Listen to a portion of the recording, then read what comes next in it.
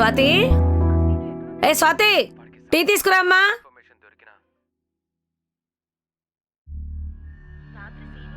Swathi, tea తీసుకురా స్వాతి. స్వాతి, ఏంటిది పలకట్లేదు? ఇదేంటి ఈ టైంలో పడుకుంది? ఏ స్వాతి, ఏ స్వాతి, లే. ఏమైంది అత్తయ్య? అయినా ఈ టైంలో పడుకున్నావేంటి? సంధ్యవేళలో ఎవరైనా పడుకుంటారా? అత్తయ్య చాలా తలనొప్పిగా ఉంది, కొంచెం సేపు పడుకుంటా.